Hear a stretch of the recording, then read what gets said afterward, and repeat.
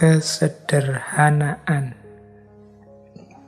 Ini banyak orang bertanya, seperti apa sih yang dimaksud hidup sederhana itu? Kita sering mengasosiasikan sederhana itu sesuatu yang sedikit atau sesuatu yang tidak banyak. Sehingga kata-kata sederhana itu rasanya kok ya dekat dengan kemiskinan atau kekurangan. Itu konotasi kita selama ini. Padahal tidak begitu. Jadi kalau Seneca mendefinisikan kesederhanaan itu lebih, kalau pakai bahasa agama itu sifat qanaah. Jadi qanaah itu maksudnya menerima apa adanya, mensyukuri apa yang sekarang kita miliki. Jadi rumusnya itu sebenarnya kuncinya. Kata Seneca begini, apabila Anda merasa belum puas dengan apa yang Anda miliki sekarang, maka Anda tidak akan merasa puas. Walaupun dunia seluruhnya menjadi milik Anda. Jadi apabila engkau tidak merasa puas dengan yang engkau miliki sekarang, maka engkau pun tidak akan puas. Meskipun seluruh dunia menjadi milikmu. Hidup yang bahagia adalah hidup yang sederhana. Berarti hidup yang ikhlas, rela, puas dengan apapun yang kita miliki sekarang. Inilah hakikatnya orang yang kaya. Kaya itu kan berarti orang yang bisa memenuhi semua yang dia butuhkan. Kalau orang merasa, aku merasa puas, merasa cukup dengan yang aku miliki, ini kan mentalnya orang kaya. Dia merasa bisa memenuhi semua kebutuhannya. Aku merasa cukup dengan yang aku miliki saat ini. Sementara orang yang tidak puas dengan apa yang dia miliki, bahkan meskipun yang dia miliki berlebih dan sangat banyak, tapi kok merasa kurang saja, ini hakikatnya orang yang bermental miskin. Itulah sejatinya hidup miskin. Berarti kesederhanaan itu ekuivalen itu maksudnya setara, sama dengan kekayaan. Dalam arti mental kaya. Mental kaya dalam arti merasa cukup, merasa puas dengan apa yang aku miliki saat ini. Sementara tidak sederhana itu ekuivalen dengan kemiskinan atau mental miskin. Selalu merasa kurang, selalu merasa tidak cukup, tidak puas dengan yang dimiliki saat ini. Jadi ternyata mari kita hidup sederhana, itu dalam definisi ini itu sebagaimana mari kita hidup yang kaya. Maksudnya mari kita puas, merasa cukup, merasa mampu dengan apa yang kita miliki sekarang. Nah, itu namanya hidup yang kaya. Jadi boleh saja kita masih belum punya mobil, boleh saja motor kita masih motor tua yang masih mogokan, yang tiap bulan sekali harus servis, yang harus selalu keluar uang banyak untuk servis, macam-macam. Tapi kita puas, kita merasa, wah, hidup saya itu sudah cukup, apa-apa saya punya, yang saya inginkan terpenuhi semua. Nah, kita bahagia dengan itu, berarti kita punya mental kaya. Itulah hidup sederhana. Jadi kesederhanaan itu sebenarnya. Bukan sesuatu yang kesannya kan seperti serba kekurangan. Kita membayangkan sederhana itu di limit paling bawah, paling minimal. Sebenarnya ya kesederhanaan itu menunjukkan orang yang bermental kaya karena dia merasa puas dan cukup dengan yang dimiliki saat ini. Kata Seneca selanjutnya, Tidak ada yang lebih terhormat dibandingkan hati yang penuh rasa syukur. Jadi orang yang senantiasa mensyukuri anugerah apapun yang dia dapat dari Tuhan dalam hidupnya, sekecil apapun atau sebanyak apapun, sangat berkualitas atau biasa-biasa saja, semuanya dia syukuri. Inilah orang yang layak kita hormati, karena dia mentalnya orang kaya, orang yang senantiasa puas dalam hidupnya. Dialah orang yang terhormat. Tapi orang yang senantiasa tidak puas, senantiasa mengeluh, senantiasa menuntut, seolah-olah hidupnya isinya hanya keruwetan-keruwetan, kesulitan-kesulitan saja, menutup sebelah mata terhadap aneka anugerah Allah padanya. Ini menunjukkan orang ini mentalnya masih mental miskin. Jadi kalau pakai quotes-nya Seneca tadi, yang bersyukur tadi yang harus lebih kita hormati, karena dia lebih terhormat. Bahkan mungkin meskipun kepemilikannya sangat minimal, tapi dia senantiasa bersyukur. Yang sedikit itulah yang dia syukuri di hadapan Tuhan. Alhamdulillah, berarti kita puas dengan anugerahnya yang seperti ini, yang layak dihormati. Itu dari quotes keduanya Seneca tadi. Tidak ada yang lebih terhormat dibandingkan hati yang penuh rasa syukur. Jadi rumus pertama kesederhanaan itu adalah puas dengan apa yang dimiliki. Yang kedua senantiasa bersyukur. Dan yang ketiga adalah sampai kita melanjutkan hidup tanpanya, kata Seneca, kita tidak sadar betapa sangat banyak hal yang tidak penting. Kita menggunakannya bukan karena kita membutuhkannya, namun karena kita memilikinya.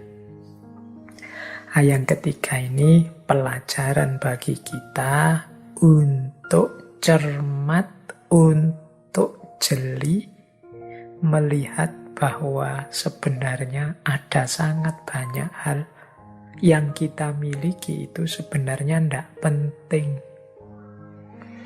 Jadi harusnya kita berbagi dengan yang lain. Ini ciri hidup sederhana selanjutnya. Jadi sadar apa saja yang tidak terlalu penting kemudian kita tinggalkan. Ya kita tinggalkan mungkin berbagi dengan yang lain. Baju misalnya, ini contoh mudah ya. Coba teman-teman ditengok lemarinya itu. Ada berapa puluh baju kita. Terus berapa yang kita pakai efektif sebenarnya. Itu mungkin sebagian besar bisa jadi mungkin 75% baju yang kita punya itu sebenarnya jarang dipakai juga. Mungkin saatnya kita berbagi. Kita hanya dengan 25% yang kita miliki itu sebenarnya kita sudah bisa hidup nyaman. Baju contohnya. Mungkin ada yang koleksi sepatu. Macam-macam banyak hal dalam hidup kita sebenarnya. Tanpa itu pun kita masih bisa melanjutkan hidup loh. Tapi karena sudah terlanjur punya, rasanya terus kita butuh. Kalau bahasanya Seneca, kita menggunakannya bukan karena kita membutuhkannya, tapi karena kita memilikinya. Karena sudah punya, dipakai. Karena bajunya sak lemari penuh, bisa gonta-ganti terus-terusan. Bahkan masih beli lagi. Jadi banyak barang kita yang seperti itu. Mungkin ada yang punya sepeda saja berapa, mungkin ada yang punya motor 3, mungkin ada yang punya HP 2 apa 3, mungkin ada yang wong 1 saja cukup, motor juga 1 juga cukup. Tapi rasa serakah, rasa ingin punya lebih, ini yang disebut tidak sederhana, membuat kita terus mengoleksi hal-hal yang harusnya tidak terlalu penting untuk hidup kita. Kalau sudah terlanjur, berarti saatnya untuk berbagi. Berbagi itu mestinya ndak harus nunggu rusak dulu apa jelek dulu. Kalau bahasanya Al-Quran, kebaikan itu justru ketika kita berbagi hal-hal yang masih kita sukai, masih kita cintai. Berarti baju yang paling baik, yang paling kita senangi, kalau kita berbagi ke orang lain, itu sebenarnya itu pahalanya paling besar. Itulah kebaikan. Jadi, yang ketiga ternyata rumusnya, mari kita jeli, hati-hati, tidak membeli, tidak mengoleksi, tidak mengumpulkan hal-hal yang tidak penting dalam hidup kita. Jadi, kalau memang harus beli, ya kita beli yang memang kita butuh dan penting. Yang sudah punya, tidak usah dikoleksi terus-terusan. Karena manusia itu kan karakternya memang kalau bahasanya Al-Quran, alhaakumut takasur. Berlomba-lomba, berbanyak-banyakan. Senengnya koleksi. Jadi kata Seneca, sampai kita melanjutkan hidup tampanya, kita tidak sadar betapa sangat banyak hal tidak penting. Kita menggunakannya bukan karena kita membutuhkannya, namun karena kita terlanjur memilikinya. Nah, ini berarti saatnya bersih-bersih. Segala kemubaziran yang tidak perlu, yuk kita biasakan berbagi. Rumus ketiga itu. Rumus keempat, untuk hidup yang sederhana, kata Seneca begini. Ini melengkapi yang ketiga sebenarnya. Apapun yang melewati batasnya, selalu dalam keadaan tidak stabil. Nah, yang ketiga ini rumus jangan berlebihan. Apapun itu ada batasnya. Apapun itu. Jadi, bahkan termasuk kebaikan. Kan sering saya bilang, baik itu utama. Tapi terlalu baik, kadang-kadang malah jadi tercela. Terlalu, pokoknya ada terlalunya. Itu kan berarti melewati batas. Membaca itu utama. Tapi kalau hidup untuk membaca terus, nggak peduli makan, nggak peduli temennya sakit, nggak peduli apa, ya jadinya nggak utama.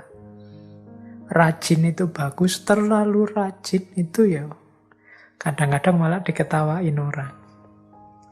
Kuliah jam 7, rajin sekali, setengah 7 sudah sampai di kelas nunggu dosennya.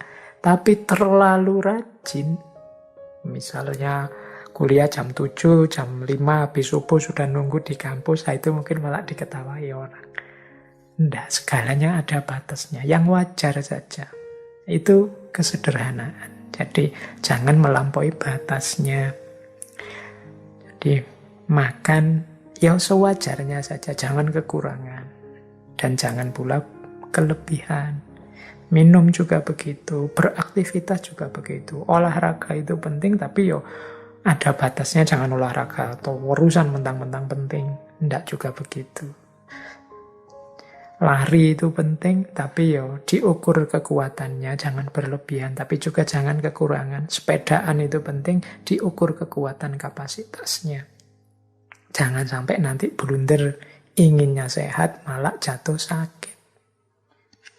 Jadi, kalau mengikuti rumusnya Seneca ini, berarti mari kita hidup yang sederhana. Rumus yang pertama, sederhana itu kita puas, kita terima apapun yang kita miliki saat ini. Jadi, seperti saya bilang tadi ya, qanaah. Yang kedua, mari kita bersyukur. Yang ketiga, mari kita hidup yang efektif. Jadi yang tidak penting, tidak usah diambil, dimiliki. Yang sudah terlanjur dimiliki, boleh kalau memang mungkin kita bagi untuk sesama. Dan untuk selanjutnya, jangan memubazirkan apa yang kita miliki untuk hal-hal yang tidak penting. Misalnya membeli yang tidak ada gunanya, hanya mengikuti hobi saja tanpa ngerti batasnya. Itu hidup sederhana. Dan yang terakhir ya tadi tentang batas. Jadi apapun yang kita inginkan untuk kita miliki atau kita lakukan, mari kita penuhi itu sesuai batasnya. Tidak kekurangan maupun berlebihan. Pas saja sesuai situasi dan kondisi kita. Nah, sekarang mari kita belajar tentang kebahagiaan. Baik, tentang kebahagiaan ada beberapa tips, beberapa kata-kata bijaksana dari Seneca. Yang pertama, kata Seneca begini, orang itu menjadi sengsara karena ia berpikir dirinya begitu. Begitupun dengan bahagia. Jadi, pertama, Seneca ingin mengingatkan pada kita, bahagia atau tidak itu tergantung pemikiran kita tentang diri kita. Kunci pertama itu sama sekali tidak ada hubungannya dengan hal-hal di luar diri kita. Kuncinya tentang anggapan kita, pikiran kita terhadap diri kita. Sepahit apapun situasi, separah apapun kondisi, kalau kita menganggap, aku masih bahagia kok, aku masih bersyukur dengan situasi seperti ini, aku ini masih tergolong orang yang beruntung loh. Jadi aku harus tetap bersyukur dan bahagia. Loh, itu ya kita bahagia. Meskipun situasinya sebenarnya tidak terlalu sedih, tidak terlalu mengenaskan, meskipun hanya kesulitan kecil saja dalam hidup, tapi kalau kita merasa, wah, hidupku ini malang sekali, hidupku ini menyedihkan sekali, salahku apa kok Allah mengujiku seperti ini, ya jadilah kita orang yang tidak bahagia. Meskipun mungkin sebenarnya ujiannya hanya kecil saja. Sebaliknya, orang yang ujiannya sangat berat, tapi menganggap, aku masih bahagia. Masih banyak orang yang lebih malang dari aku, lebih sedih nasibnya dari aku. Aku masih tetap harus bersyukur pada Allah. Oh, itu pun dia masih orang yang bahagia. Jadi bahagia atau tidak itu tergantung anggapan kita, pikiran kita tentang diri kita. Tidak tergantung pada hal-hal di luar diri kita. Apapun situasinya. Jadi bagi teman-teman yang ingin bahagia, ayo dimulai sekarang. Tidak usah nunggu nanti, tidak usah pakai disarati macam-macam. Saya akan bahagia Pak kalau lulus, saya akan bahagia Pak. Loh, bahagia sekarang tidak nunggu lulus juga bisa kok. Alhamdulillah, skripsiku sudah memasuki tahap akhir. Meskipun prosesnya lama, masih banyak teman-teman yang tidak selesai-selesai, bahkan proposal saja belum. Yang belum proposal, alhamdulillah aku sudah mulai nggarap proposal sebentar lagi. Banyak teman-teman yang sampai kena DO tidak sempat nggarap skripsi.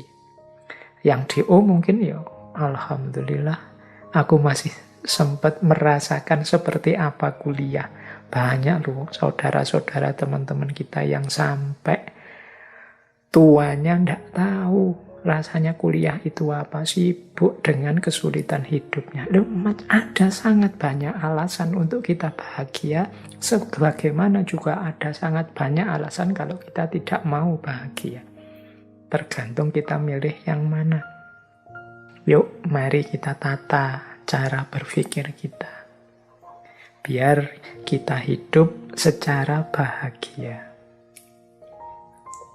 Kemudian ada rumus yang kedua, kata Seneca begini, kehidupan yang bahagia adalah yang sesuai dengan sifat alaminya. Jadi kebahagiaan itu akan muncul kalau kita ngerti kondisi harmonis, seimbang, alami dalam kehidupan kita. Ini nyambung dengan yang tadi ya, yang bagian kesederhanaan tadi, bahwa kita jangan berlebihan. Hiduplah di standar yang alami saja. Sesuai sifat-sifatnya. Kalau bahasa tadi, sesuai divine reason-nya, sesuai sunnatullahnya. Ya kita kuatnya makan berapa, kuatnya tidur berapa, berapa persen kita harus tidur, berapa persen harus makan, berapa persen harus istirahat, berarti untuk belajar berapa, untuk ibadah berapa, standar saja, yang alami-alami saja. Makan yang menguntungkan untuk tubuh, caranya seperti apa, bahannya apa saja, gimana caranya agar tidak kekurangan atau berlebihan, itu standar-standar alami. Kalau kita bisa hidup dengan standar yang alami tadi, ya mudahnya tidak kekurangan, tidak berlebihan, insya Allah kita akan bahagia. Yang ketiga, kata Seneca begini, berbahagialah mereka yang dapat bertahan di saat menerima keberuntungan dan ketidakberuntungan. Jadi, mental ketiga yang melahirkan kebahagiaan adalah penerimaan. Di antara sumber ketidakbahagiaan kita adalah kita tidak terima dengan situasi yang padahal sudah nyata kita hadapi. Kita tidak mau ngaku, kita tidak mau menerima bahwa oh iya, sekarang memang situasinya seperti ini. Oh iya, sekarang memang kondisinya begini. Mari kita terima dulu kenyataan hidup, kalau orang Jawa menyebut kasunyatan. Mari kita terima dulu apapun situasi yang memang sudah jelas kita hadapi. Ini akan membuat kita bahagia. Bahwa untuk selanjutnya, wah saya harus mengubahnya jadi lebih baik. Saya harus memperjuangkannya agar lebih berkualitas, monggo. Tapi pertama-tama, mari kita terima dulu apapun situasinya. Jadi, kalau bahasa psikologisnya, jangan denial, jangan menyangkal. Kalau memang faktanya sudah terjadi, bukti nyatanya sudah kelihatan, yuk kita terima. Biar tidak gelisah jiwa kita, tidak bingung. Jadi, apakah itu jenisnya keberuntungan atau ketidakberuntungan? Ini lebih kondusif untuk kebahagiaan hidup kita. Dibandingkan kalau kita menolak terus, kita curiga terus, kita membantah terus, tidak terima terus. Itu secara psikologis tidak kondusif. Membuat kita tidak bahagia. Akan lebih baik kalau kita terima.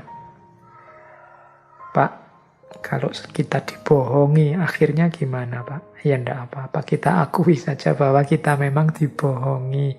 Besok semoga saya enggak dibohongi lagi, berarti saya harus belajar. Itu lebih membahagiakan. Daripada sejak awal kita curiga, terus curiga itu pasti enggak bahagia. Suudzon itu pasti tidak membahagiakan. Kemudian hasilnya memang dibohongi, terus marah-marah. Ini juga tidak membahagiakan. Diakui saja fakta, berarti aku ini kurang pinter, aku ini kurang jeli, aku ini ternyata yang aku anggap aku ini pinter, ternyata aku masih bisa dibohongi, berarti aku ini memang manusia yang lemah. Sejak saat ini aku akan belajar biar tidak dibohongi. Itu mungkin lebih kondusif untuk hidup kita dibandingkan kita menyangkal terus, denial terus terhadap fakta yang memang sudah nyata kita hadapi. Lebih menenteramkan. Ini untuk level individu ya, level psikologi kita masing-masing. Mungkin kalau nanti urusannya beda, mungkin level sosial atau politik atau ekonomi logikanya mungkin berbeda, tapi untuk kenyamanan kebahagiaan hidup kita, penting bagi kita untuk mengakui dan menerima situasi yang kita hadapi, baik bentuknya keberuntungan maupun ketidakberuntungan. Nah, yang keempat ini ada rumus dari Seneca begini. Keberuntungan itu adalah apa yang terjadi saat persiapan bertemu kesempatan. Ini rumusnya unik ya, kita dulu sering mendengarkan kalimat kejahatan itu terjadi kalau ada niat dan ada kesempatan. Ini kata Seneca bukan tentang kejahatan, tapi tentang keberuntungan hidup. Keberuntungan hidup itu akan terjadi kalau persiapan bertemu kesempatan.